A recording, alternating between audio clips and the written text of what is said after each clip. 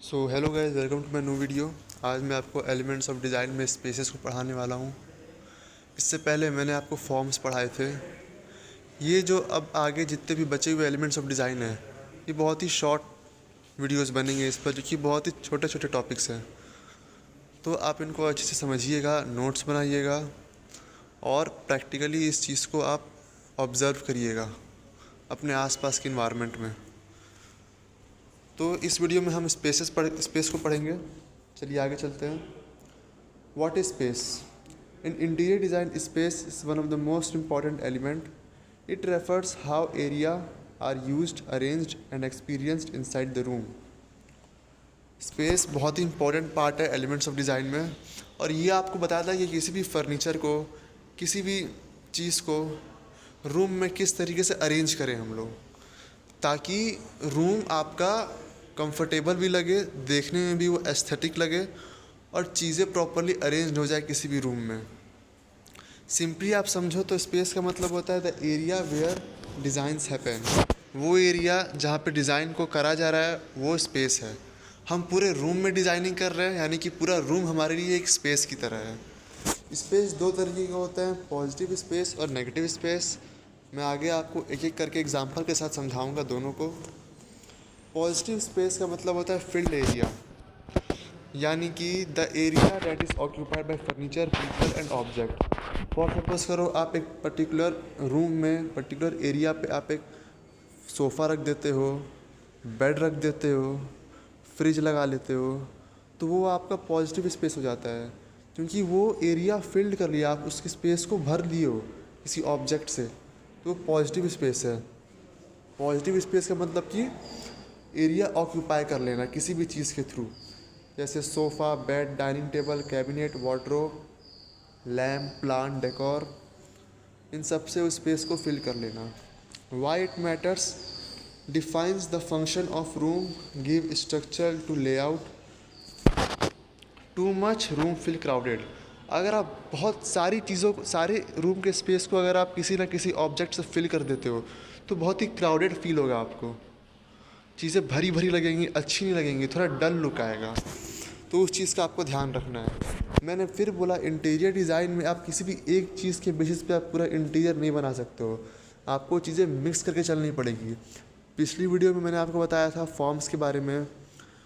आपको नेचुरल भी यूज़ करना है, ऑर्गेनिक भी, आपको ज्योमेट्रिकल भी यूज़ करना है। वैसे ही स्पेस में पॉजिटिव भी यूज़ करो, नेगेटिव भी यूज़ करो।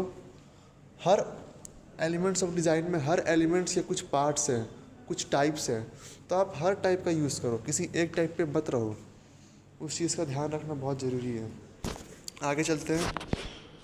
ये आप देख सकते हो, ये सब पॉजिटिव स्पेसेस है। यहाँ पे कुछ ना कुछ ऑब्जेक्ट रखा हुआ है, इससे कि स्पेस भरा भरा लग रहा है, खाली नहीं है। ये सब पॉजिटिव स्पेस के एग्जांपल्स हैं।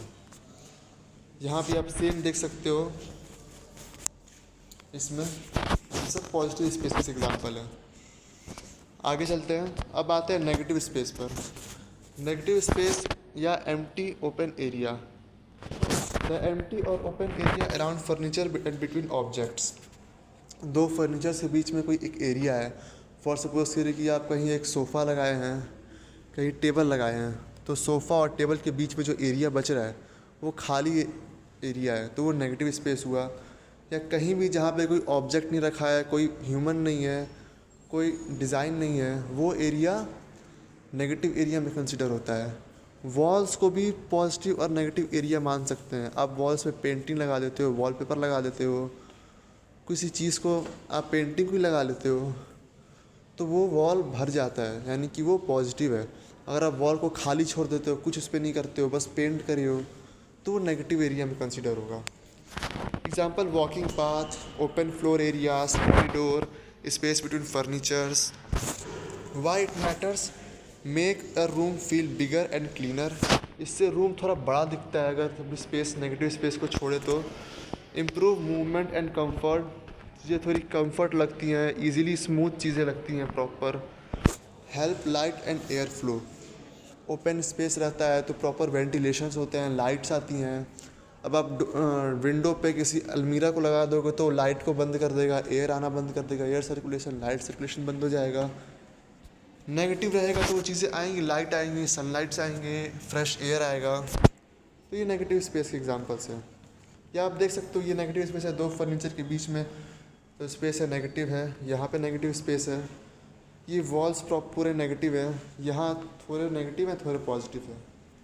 ये एग्जांपल आप देख सकते हो। सेम यहाँ भी नेगेटिव स्पेसेस, एक कॉरिडोर है, पासवे नेगेटिव है। यहाँ पे तो दोनों के वॉल्स नेगेटिव हैं। ये एग्जांपल्स आप देख सकते हो। अब आते हैं बैलेंस। हर चीज़ को बैलेंस करके चलना है। तो अगर आप किसी रूम में सारा पॉजिटिव स्पेस ही बना लेते हो तो भरी भरी चीज़ें लगेंगी, क्राउडेड लगेगा, hard to move, heavy look आएगा। अगर आप पूरा नेगेटिव कर देते हो तो खाली खाली लगेगा, बोरिंग फील आएगा, लैक ऑफ फंक्शन होगा। तो गुड डिज़ाइन का मतलब प्रॉपर बैलेंस ऑफ बॉट। मैं हर वीडियो में समझाता हूँ, बैलेंस वेरी इंपॉर्टेंट है। आप भले रेशियो 50-60, 80-20 रखो, इट डजेंट मैटर, बट चीज़ों को बैलेंस करो। Balance is important. Thank you. तो इसी के साथ मैंने जैसे कि बोला, बहुत छोटे टॉपिक्स हैं। ये पीपीटी भी ख़त्म होता है। आगे जितने भी एलिमेंट्स ऑफ डिज़ाइंस है मैं जल्द से जल्द उसकी वीडियोस बना के अपलोड कर दूंगा। आप इन सबके नोट्स बनाएं। और मैं हर वीडियो में बोलता आ रहा हूँ कि रियल लाइफ में भी इम्प्लीमेंट करिए आप, वहाँ से आपको और सीखने को मिलेगा। ये थ्योरी से, ये वीडियो से आप उतना नहीं सीख पाओगे। ये तो बस एक आपको थोड़ा सा लाइट अप करता है, आपको बस फॉर्मेट समझा देता है। बाकी आप खुद इसको रियल लाइफ में प्रैक्टिकली सीख सकते हो। चलिए मिलते हैं नेक्स्ट वीडियो में। Thank you.